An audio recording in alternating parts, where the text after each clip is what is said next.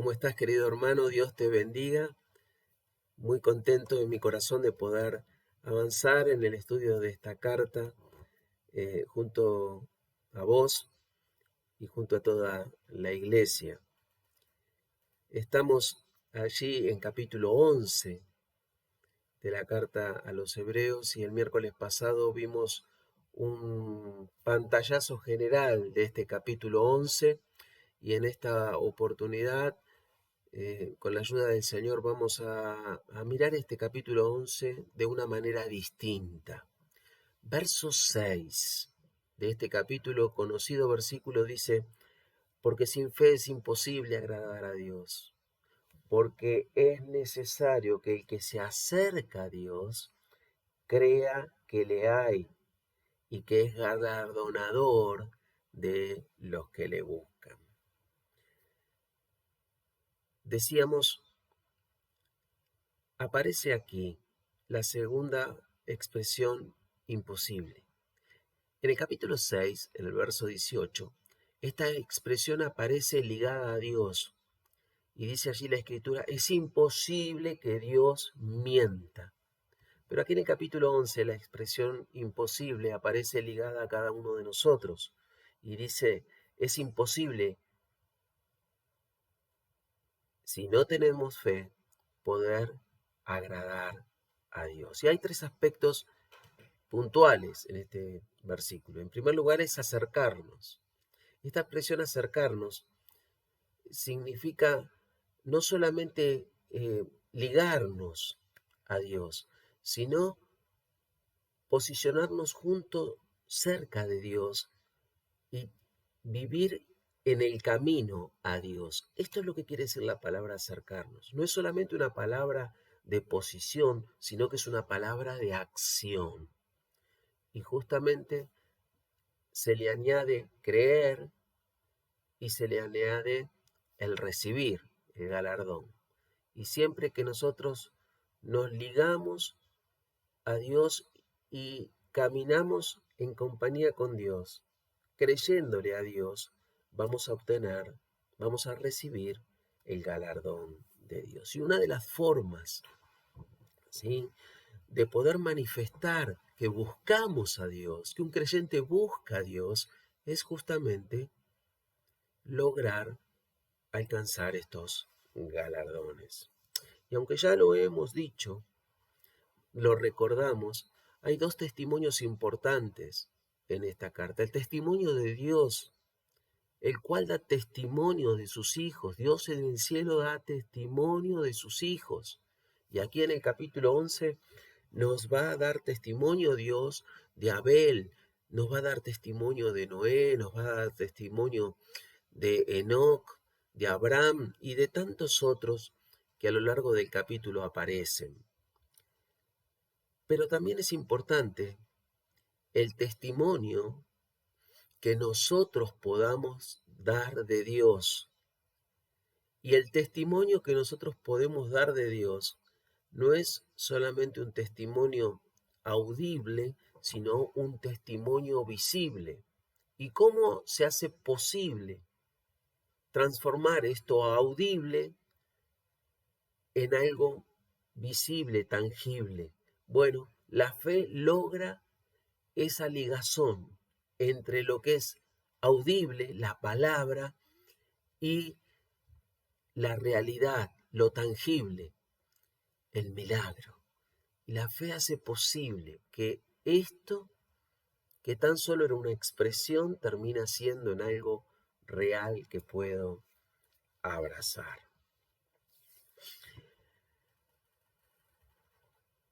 Miremos Romanos capítulo 6 y verso 8.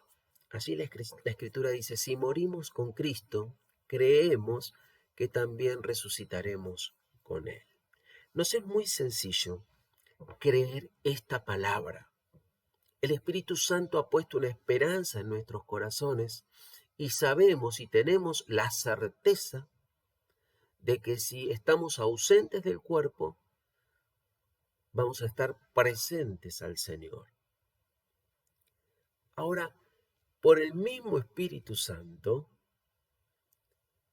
nosotros conocemos promesas que Dios nos ha dejado en su palabra, promesas que nos hablan de que no vamos a quedar postrados, promesas que nos hablan de lograr, de alcanzar, promesas que manifiestan que vos y yo somos hombres y mujeres de victoria.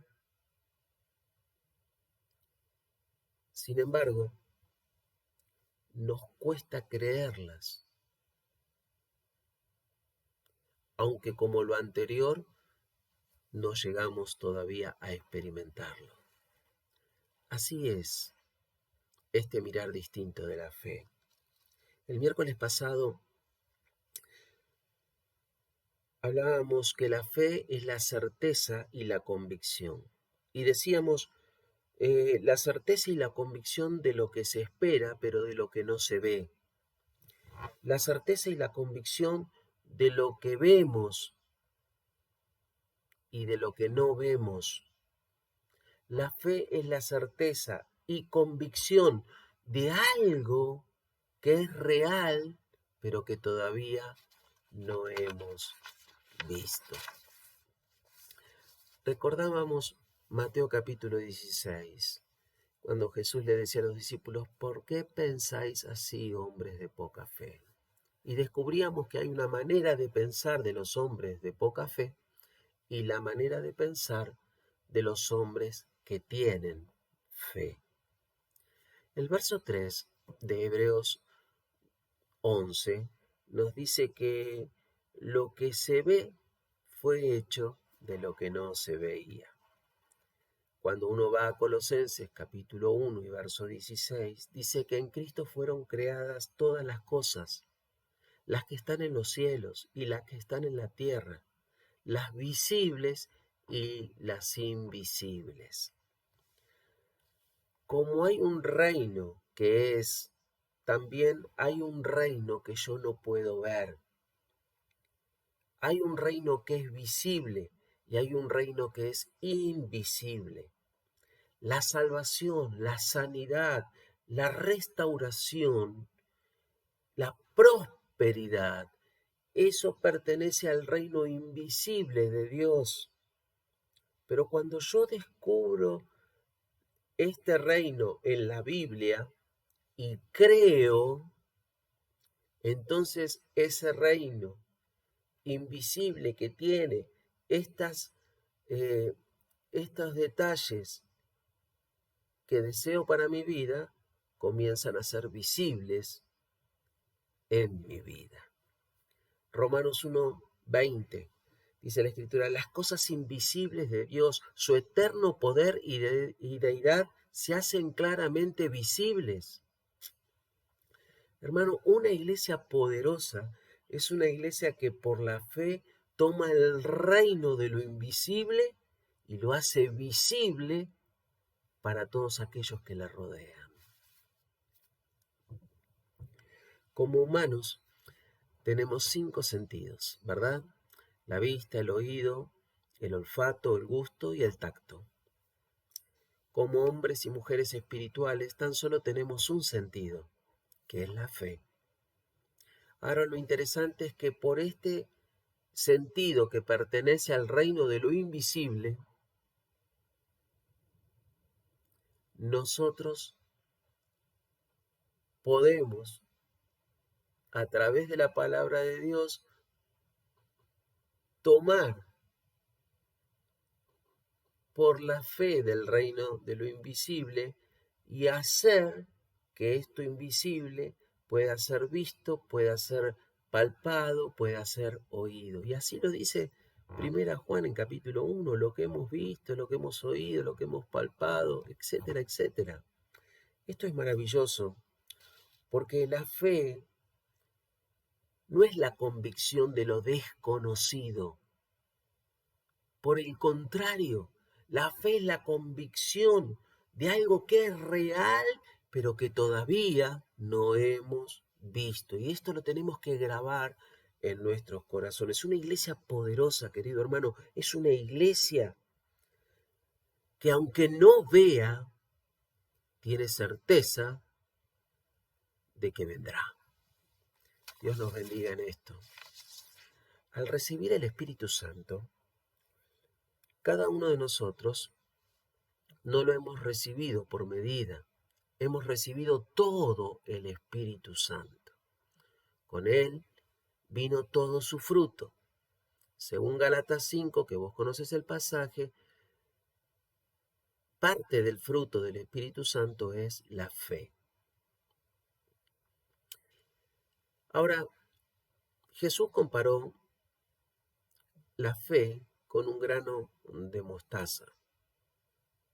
Nosotros, claro, vemos el grano de mostaza y decimos, claro, es pequeñito, y siempre apuntamos a esto, que la fe es pequeñita. Cuando la Biblia hace exégesis, es decir, se explica a sí misma, porque en el capítulo 13 de San Lucas, en el verso 19, Jesús dice que toma un grano de mostaza y dice, la fe es como este grano de mostaza, que cuando se siembra queda oculto, pero cuando comienza a evidenciarse, termina siendo un árbol tan grande que los pájaros pueden anidar en él. Y Jesús está diciendo, la fe es como este grano de mostaza. Ante los ojos es insignificante, no se puede ver porque la fe pertenece al reino de lo invisible. Pero cuando la fe comienza a evidenciar su identidad, entonces eso del reino de lo invisible comienza a tomar forma en el reino visible y termina siendo algo extraordinariamente grande, que no es solamente grande para aquel que la posee, sino también que alcanza para aquellos a quienes le rodean. Querido, cuando la fe germina en nosotros es algo tremendo, porque aquello que no se veía terminó viéndose, dando evidencias de que el reino invisible de Dios es tan solo algo que no podemos ver, pero sí es plenamente real. Una iglesia poderosa es una iglesia que evidencia el reino invisible de Dios de una forma tangible a los que le rodean. Y vos me vas a decir, pero entonces, ¿cuándo germina la fe? Bueno, la fe germina cuando se manifiesta la certeza y la convicción. La certeza y la convicción de lo que se espera, de lo que es real, pero que todavía no hemos podido ver. Seguime en esto para terminar. Mateo capítulo 10, en el verso 1, Jesús toma a sus 12 y les da poder, les da autoridad sobre los espíritus inmundos. En el mismo capítulo 10, en el verso 8, Jesús les dice, sanen a las personas, resuciten, echen fuera demonios. Y avanzamos en las páginas del libro de Dios y llegamos a Mateo capítulo 17. Y en el verso 16 Jesús está volviendo del monte de la transfiguración y se encuentra con un gran alboroto. Dentro del alboroto un padre desesperado y le dice, Maestro, traje a tus discípulos a mi hijo que tiene un espíritu inmundo. Ellos no pudieron hacer nada. Si vos podés hacer algo por él. Jesús pronuncia estas palabras fuertes que dan muestra de un enojo de su corazón. Oh generación incrédula y perversa, ¿hasta cuándo los he de soportar? ¿Hasta cuándo voy a estar con ustedes? Ahora la pregunta es, ¿a quién se dirigió con estas palabras? Bueno, evidentemente no se dirigió al padre de este muchacho, porque el padre estaba agobiado con la situación de su hijo y Jesús no lo iba a llamar incrédulo y perverso. Y se cae de maduro que Jesús le estaba diciendo estas palabras a sus discípulos. Cuando termina el Señor allí en el verso 18, libertando a este joven de su espíritu inmundo y sanando, dice la Escritura, ese detalle lo dejamos para otra oportunidad. Los discípulos le dicen allí en el verso 20, Señor, ¿por qué nosotros no pudimos? Y Jesús les responde, porque ustedes son una generación incrédula y perversa. Porque ustedes son incrédulos y porque también hay perversidad en sus vidas. La incredulidad es producto siempre de la falta de Biblia, porque la fe es por el oír de la palabra de Dios. Por lo tanto, la incredulidad es lo opuesto a la fe. Y la perversidad es el poder, el permitir, mejor dicho, que haya pecado en nuestras vidas. Es la falta de santidad. Y Jesús le dice, este género no sale sino con oración. Ahora, Jesús no le estaba diciendo que el género del espíritu inmundo, porque ellos ya tenían autoridad sobre todos los espíritus inmundos. Jesús no les dijo, les doy autoridad, pero hay un género de espíritus que ustedes no pueden tener potestad sobre ellos. No les dijo así, les dio autoridad sobre los espíritus inmundos. Por lo tanto, este género no se trata de los espíritus, se trata de la incredulidad. El género de la incredulidad que se opone radicalmente a la fe. Y los discípulos le dicen, ¿por qué nosotros no pudimos? Y Jesús les dice, porque el género de la incredulidad es muy grande en ustedes y únicamente pueden lograr quitar ese germen de la incredulidad a través de la oración y el ayuno, o como dicen algunos, esta palabra ayuno no está allí, por lo tanto Jesús les dijo, en la incredulidad se erradica de la vida mediante la oración. Querido hermano, la fe es del cielo, la incredulidad es de la tierra. La fe es de Dios, la incredulidad es mía y tuya y mía, es nuestra. ¿Cómo quito la incredulidad de mi vida? ¿Cómo quito la desconfianza de mi vida? ¿Cómo quito todo esto que no me permite abrazar plenamente las promesas de Dios? Bueno, Jesús fue muy claro con la oración. Alguien dijo, el pecado no confesado mata el germen de la fe. Y la incredulidad no permite que la fe muestre toda su identidad, todo su potencial, que se muestre tal cual es. Allí en Lucas capítulo 17, en el verso 5, Jesús estaba con los discípulos y los discípulos le dijeron, Señor, aumentanos la fe, aumentanos la fe.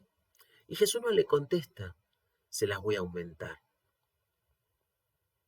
Jesús le contesta con una historia, con una parábola del siervo y su señor. Y la parábola del siervo se caracteriza por el servicio del siervo, tanto en los negocios de su señor como sirviendo a su señor mismo. Por lo tanto, frente al pedido de aquellos, aumentanos la fe, Jesús le responde diciéndoles, ya tienen la fe, úsenla, trabájenla en los negocios de su Señor y para la gloria de su Señor. Quiera Dios bendecirte y que esto pueda ser una verdad en medio de nuestra congregación, para que la fe, esto del reino invisible, pueda ser traído, mostrado en el reino visible. A Dios sea la gloria y su bendición para cada uno de nosotros.